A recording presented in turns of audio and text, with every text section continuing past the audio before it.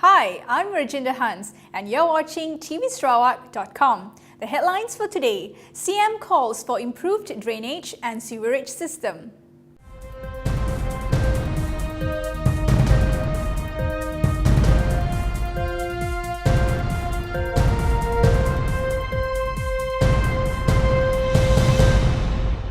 Chief Minister Tan Sri Dato' Amar Adnan Satim has expressed the need for improved drainage and sewerage system in the city. Speaking at the 3rd International Conference on Urban Drainage, he highlighted the fact that rural to urban migration has increased. Out of 2.5 million, 30% of Sarawak population live in urban areas. The migration is due to better opportunities in urban areas. The swelling population requires proper drainage and sewage system. The Chief Minister also said the state government had promoted sustainable development and looking seriously at the impacts of human activities on the environment through the Environmental Impact Assessment (EIA). The conference, which ends tomorrow, September 12th, is being attended by about 500 experts in the field of urban and rural drainage from across the globe. The conference is a platform to share ideas and expertise. Meanwhile, CM is to launch National Language Month.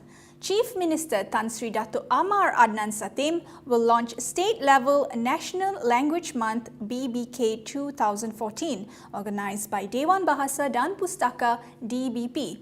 The event will be held at the Bintulu Development Authority BDA Auditorium on 15 October this year. The campaign aims to emancipate the use of Bahasa Malaysia among Malaysians.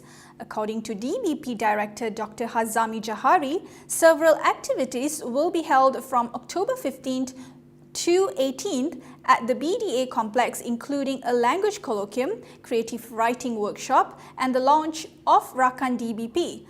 Dato' Amar Abang Johari will be officiating the appreciation night dedicated to legendary arts and film laureate P. Ramlee on November 5th.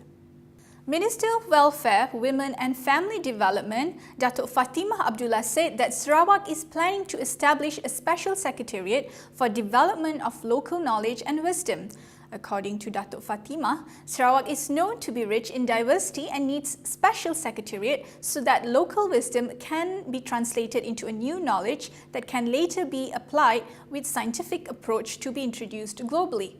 A forum will be held in conjunction with Regional Conference on Local Knowledge 2014, RCLK 2014, to expound the matter and set up the Special Secretariat to specifically handle matters related to local knowledge and wisdom. In the meantime, Assistant Minister in Chief Minister's Office, Bumiputra Entrepreneurs Development, Dato' Muhammad Naruddin Majai said Bumiputra Enterprise Enhancement Program, BEEP, besides giving SMEs grants, also assists them in technical and management aspects of their company. He's speaking at the handover ceremony of BEEP offer letters and 5S certification at Malaysia Productivity Corporation MPC. He also urged more Bumiputra SMEs to join and reap the benefits like the 43 other SMEs have benefited from BEEP.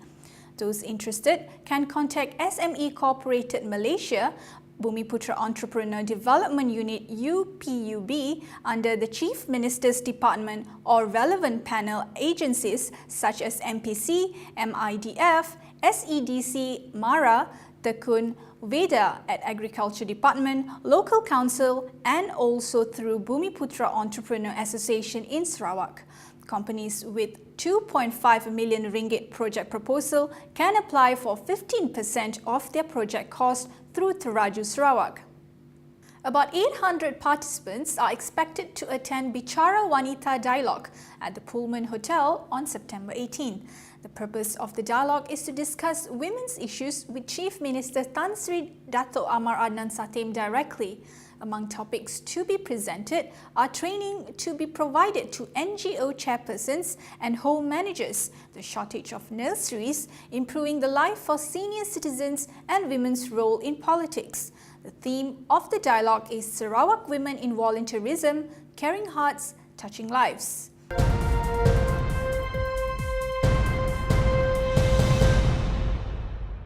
Moving on to regional news, Prime Minister Datuk Seri Najib Tun Razak informed that GST, besides strengthening the economy, will also reform the tax system for the better. Speaking at the briefing session on the GST in Putra World Trade Center, he said the government aims to be fair as it knows raising taxes would create more problems. With GST, consumers will only be taxed upon buying goods and services. GST is not an additional tax but a replacement for the sales and service tax. Prime Minister said to sustain the country's financial stability, the implementation of GST was vital to increase revenue stream. He also added that out of a workforce of 12 million people, only 1.2 million employees were paying taxes and the revenue collected was benefiting 28 million Malaysians. But he assured that the increase of about 1.8% in price would not involve essential goods and services. The government would undertake strong enforcement action and increase the number of enforcement officers for the Ministry of Domestic Trade, Cooperatives and Consumerism. Deputy Prime Minister Tan Sri Muhyiddin Yassin said he was very disappointed that the Ujian Pencapaian Sekolah Rendah UPSR science papers had been leaked. Muhyiddin, who is also Education Minister, apologized to the candidates and their parents over the incident. The Malaysian Examination Board, in its statement, announced that the three science papers 018, 028 and 038 scheduled for Thursday were postponed to September 30th after the questions were found to have been leaked. In the meantime, Sabah is going green on a large scale with long-term strategies to achieve sustainable and cost-effective measures to meet the state's power demands. Chief Minister Datuk Seri Musa Aman said the state government hoped to attract more investors in the renewable energy sector and be a notable destination for biomass, mini hydro geothermal, microalgae, tidal and other investments. He said the move to seek renewable energy was more cost-efficient in the long run as compared to generating electricity from fossil fuels. He indicated the need to switch to renewable energy sources was necessary as the current generation capacity in Sabah was aging, expensive and becoming increasingly unreliable. Westports Holding Berhad is expecting to achieve its 8 millionth 20-foot equivalent units TEUs by this year with the launch of Container Terminal 7 CT7. Citing 7.5 million TEUs the previous year, Westport's Chief Executive Officer Ruben Amir Nanalingam said its container market share in Port Klang also grew from 73% in 2013 to 78%. Ruben also said that as part of CT7, 4 new key cranes had been added and another 3 were expected to be brought in later this year.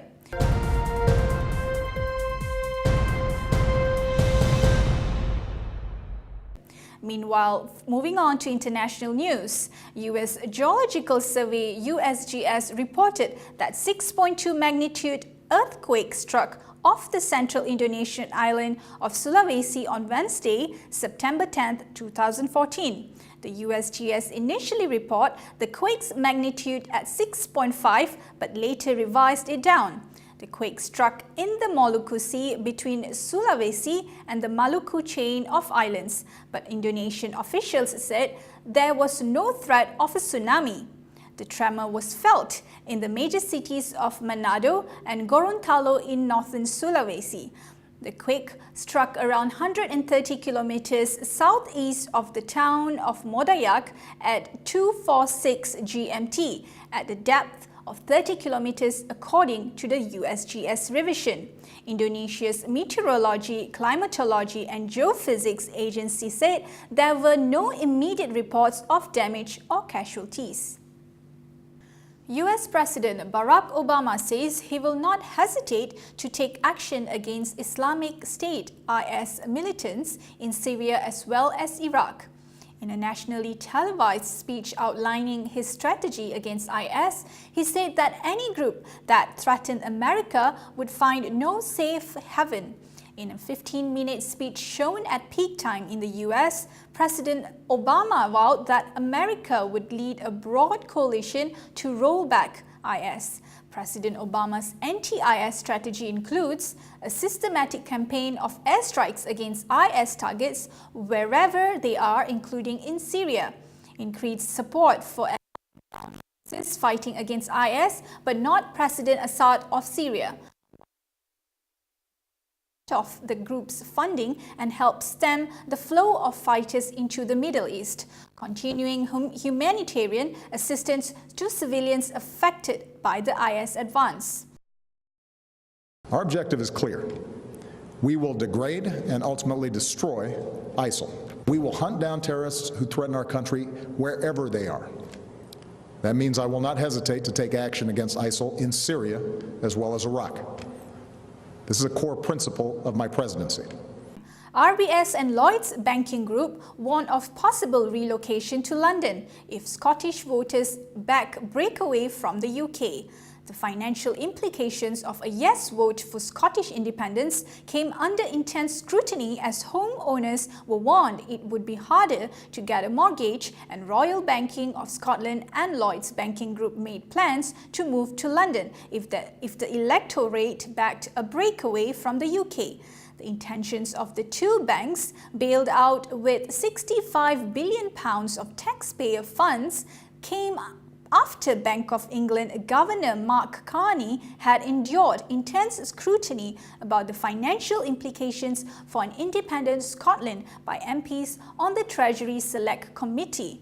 There had been mounting expectations that banks would shift their registered offices to seek the protection of the Bank of England to protect customers and the bank's all-important credit ratings.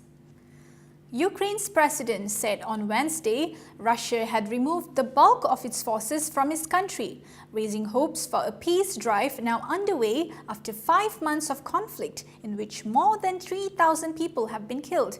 Moscow denies sending troops into eastern Ukraine to support pro-Russian rebels battling Ukrainian forces, despite what Kyiv and its Western backers say is overwhelming evidence to the contrary.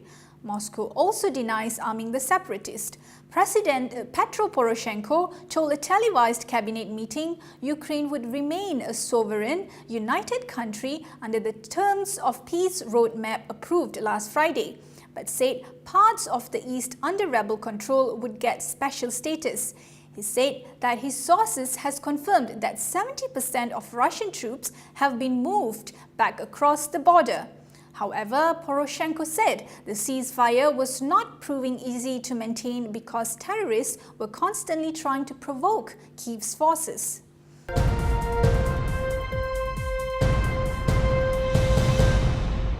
In the meantime, we move on to the sports news.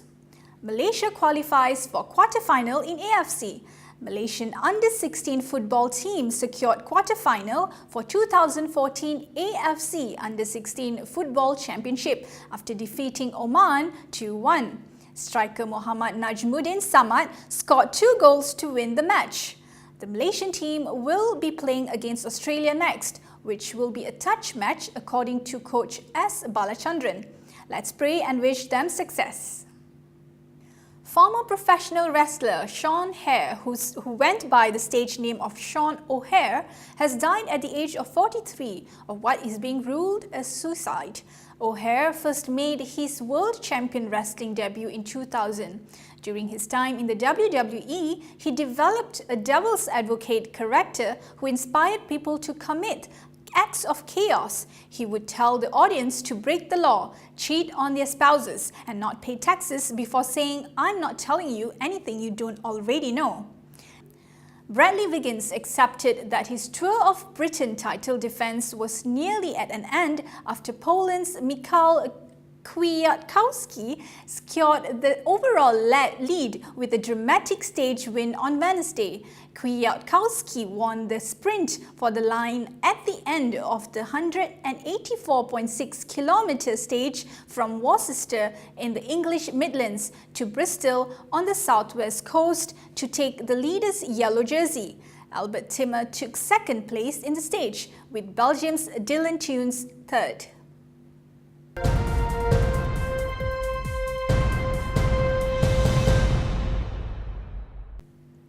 And for our special reports today, the life expectancy of East Germans has risen sharply since their communist state crumbled and they were reunified with the more prosperous West in 1990, a study shows. Reunification added 6.2 years for men in the former East and 4.2 years for women, according to calculations conducted by Tobias Watt, a researcher at the Max Planck Institute for Demographic Research, published ahead of the 25th anniversary of the fall of the Berlin Wall this year.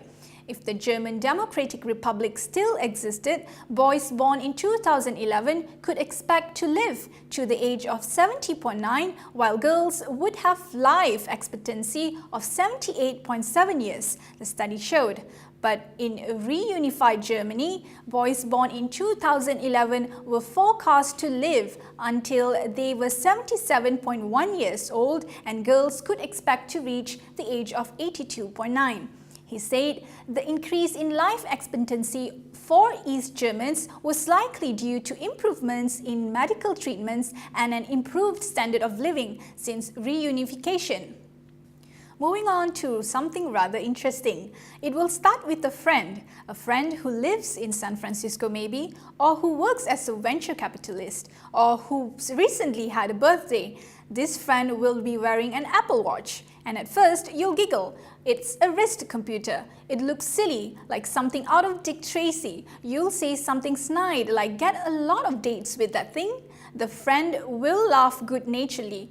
He'll show you some of the things the Apple Watch can do: Twitter notifications, turn-by-turn directions, and conversations with Siri. You will pretend to be wowed. You'll move on to other subjects. Then, a few weeks later, you will start seeing more of those goofy-looking watches being worn by actual humans. Your boss will get one for Father's Day. They'll raffle one off at a benefit dinner. A hot woman will be wearing one in a restaurant and somehow be pulling it off. People will start talking about it in your earshot. "Hey, the battery life isn't great, but it saves me a lot of time when I travel. Oh yeah, I use it to pay for stuff. Do you know you can share your heartbeat with this?" Better, cooler apps will be built for these watches. Silly apps that let you take selfies and send them places. Useful apps that put vital information on your wrist when you need it. Apps for work, for commerce, for killing time on the subway platform. Then the accessories will become rich-looking leather bands, gorgeously thin Chanel straps, carrying cases that have an extra battery tucked away inside. You will get numb to the boxy, geeky look of the watches. Maybe one day you'll catch yourself admiring one from afar. Is that an Apple Watch? And then, sometime around June, you'll get an unexpected infusion of cash, a security deposit you forgot you'd paid, or a few $100s from your tax return. And you'll find yourself on apple.com late at night admiring the watch, wondering if the $349 you'd spend would ever really be worth it. What the heck, you'll say, add to cart, and you bought it anyway.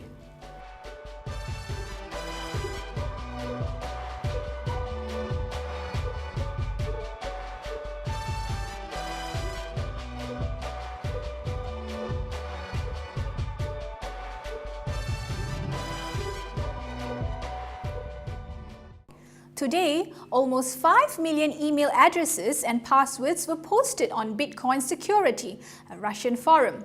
The forum member who posted the various Gmail and Yandex accounts, TVS, claims that 60% of the passwords are valid. Though the forum manager has already removed the file containing exactly 4,930,000 emails and passwords, it has led to somewhat of a digital panic as people work to learn if they have been affected. Someone has created the website iceleaked.com for users to match their email address against the list to see if they were affected. I'm Rajinder Hans. Thank you for watching TV Sarawak Prime News. We'll be back tomorrow with more news. Before we leave you, let's take a look at the 7 Habits of Groundbreaking Innovators video.